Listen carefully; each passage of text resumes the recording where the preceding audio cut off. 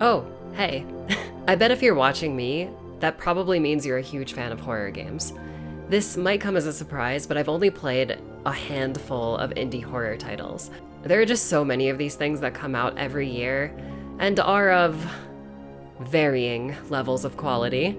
But every once in a while, we get hit with an absolute classic that not just stands out as indie, but as legendary. Just a few years ago, I was recommended a game by tons of my close personal friends and one of said game's creators. That was Signalis, a game that legitimately spoke to me on so many different levels, and that I, no joke, kind of had a religious experience with. That game has done more for me than most AAA fare. I have seriously thought about Signalis every day of my life since I've played it, which is really cool because I think I've just played, twice in a row by the way, another one of those types of games. A game that, yes, was recommended to me by the same close friend group. Today, we're going to Crow Country.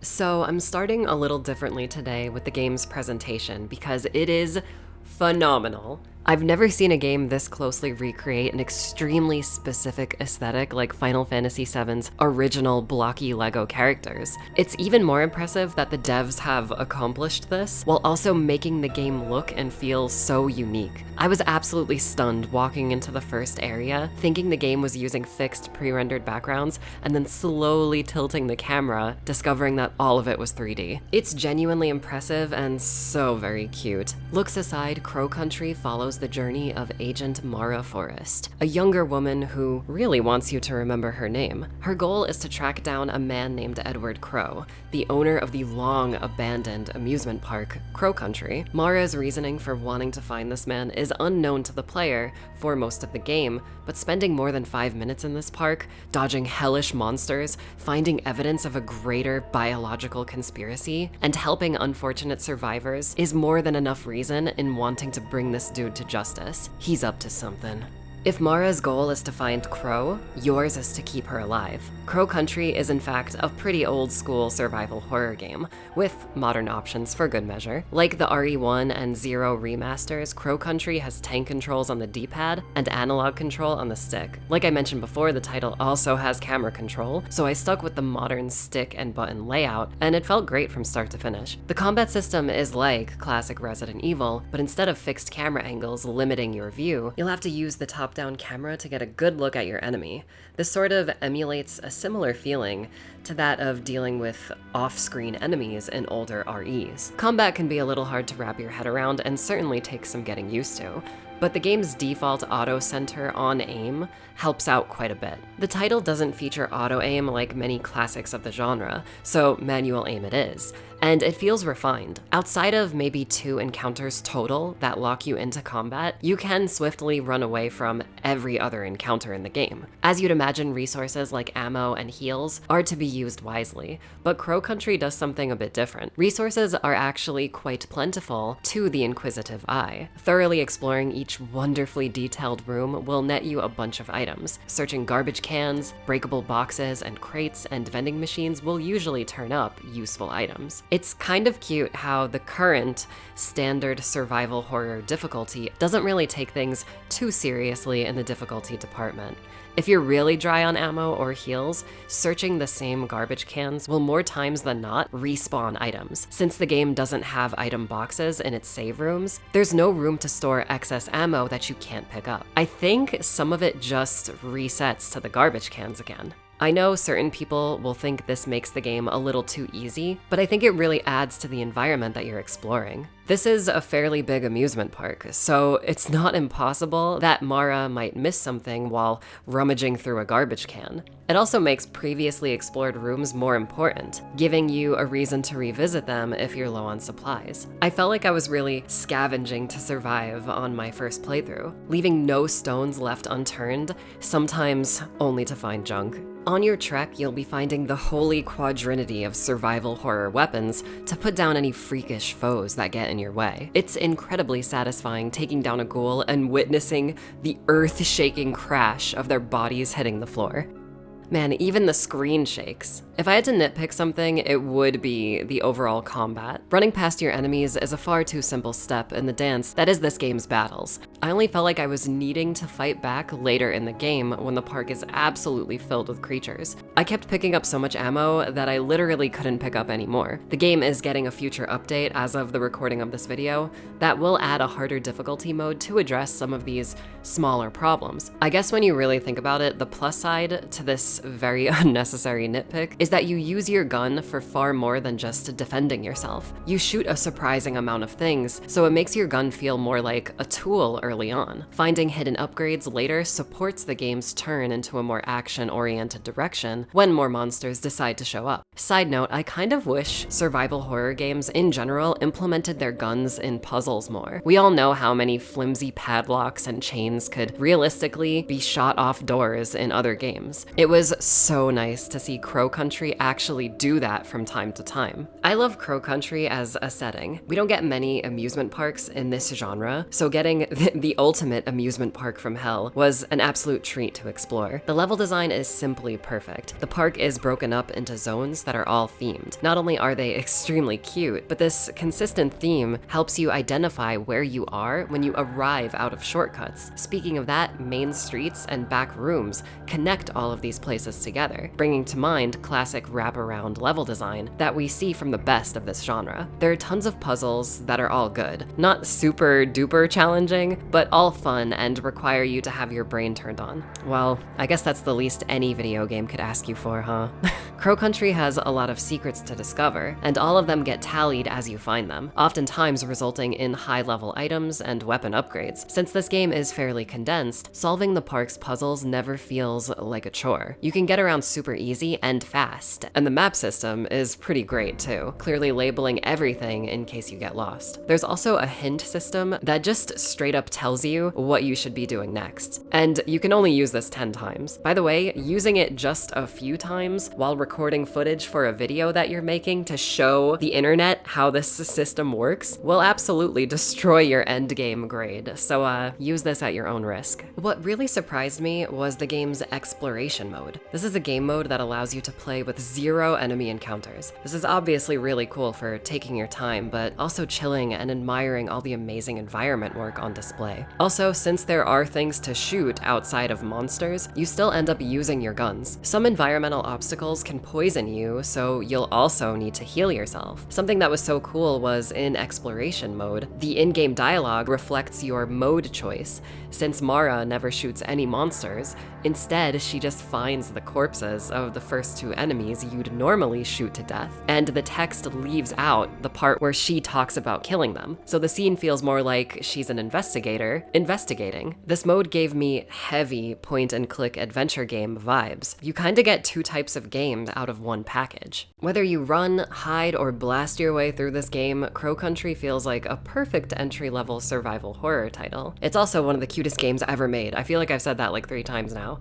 Like, it's just the most little buddy horror game I've ever played. I don't know, I'm in love with it. The game doesn't make things too hard for you, but it also doesn't treat you like a small baby, unless you want it to. If you're on the fence, I don't know, maybe check it out. You're getting a very solidly built adventure that somehow appeals to every type of player. I definitely got my $40 worth, and that's right, I said 40 because I actually bought the game twice, once on PC and on PS5 for the trophies. I think we should support games like this one. I know every giant AAA video game is currently fighting for your attention with its battle passes and DLC and whatever, but maybe steer your attention in this game's direction for a bit. It's not very long, and I bet you'll have a good time with it. So that's the gameplay, but let's talk about the story.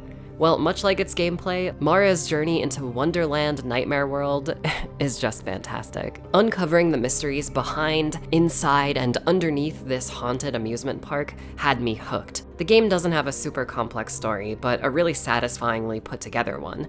Each narrative puzzle piece is so clearly well placed, as well as well-paced. It's super easy to follow along with because no part of the story drags at all. Each of the many survivors you come across are so effortlessly designed and memorable as you get to know them. Everyone you come across knows Edward Crow and has some kind of stake in finding him. Quickly, you find behind the scenes some sort of gold mining scam going on in this park, and it's just another one of those puzzle pieces that needs solving. Some of Crow's old cronies are here and aren't super talkative about their past.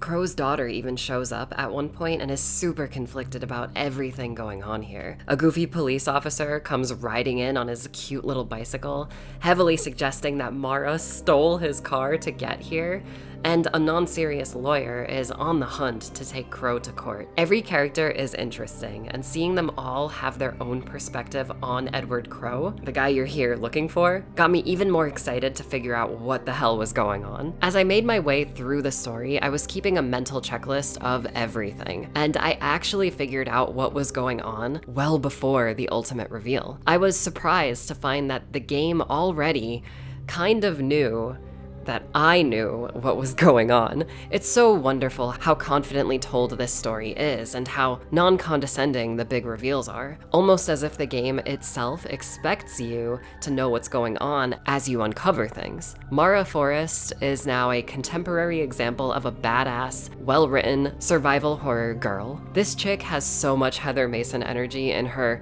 inner monologues. The game is very humorous at times and does an amazing job at portraying our lead as a girl fighting for her life in more ways than one. Mara is undeniably a badass, but she's also quirky. Very quirky. She straight up lies to the other characters a lot, banters with them and herself, and talks to inanimate objects like they're her friends. I hate to fall into that me for real meme, but man, is she just me for real. Like, look at that schnoz even. I relate so hard. But I will leave the story talk off with one moment that is kind of a spoiler, so if you don't want to hear about it, please, for the love of God, skip to the time on screen. There's a moment towards the end of the game that I won't show you, but simply tell you about, because I thought it was cool and genuinely heartwarming. Like every survival horror game, Mara will pick up and hold on to so many different weird key items. There's a short little scene where she actually looks over all of these things and reminisces about where she found them and how each of these items helped her get to where she is in this moment. I thought this little part of the story was amazing because as a seasoned Resident Evil player in particular, I've had playthroughs just like this. Playthroughs where I don't discard any key items and just sort of look at them and think about, where I got them while they're in my item box right before I'm about to escape an exploding laboratory. I also know so many other fans of survival horror games that have also had these moments. And the reason why I love this scene so much is because it just immediately showed me, who the developers of this game are. They get it. They understand the genre, and they know why we like it so much. I don't know, I just thought it was genuinely cute and strengthened Mara as a character, just acknowledging all of these things, this entire journey that she just went on. I love it. Crow Country is a game that is obviously inspired by a lot of classic titles. What it does so successfully is use concepts that we're all familiar with to support its own original take on the genre. It's not trying to be a game that already exists or even blatantly remind you of things that other games have done in the past. It's just Crow Country. Nothing else looks like this, plays like this, or feels like this game, and it's fucking amazing. I haven't rated a game with a score in a very long time, but today, I'm giving Crow Country a 10 out of 10. Scores barely mean anything in the grand scheme of things, I know, but that's what I thought of as the credits were rolling. Crow Country is not only a blast to play, but a sign of pure creativity. I already know I'll be thinking about this game for years and replaying it over and over again, and indulging in whatever new playable content the devs put out. You hooked me. Are you happy? I hope you're happy, because I love your game. I hope I'm not getting ahead of myself here, but unless something so overwhelmingly in my wheelhouse of interest comes out this year, I think I'm very comfortable in saying that Crow Country is my game of 2024. Yeah, we're going there already. It's just that cool, and honestly, who are we kidding? Indies do it best. Maybe I should actually play more of these games. Now, if you'll excuse me, I have a TV to escape. Don't wait up for me. It's gonna be a while.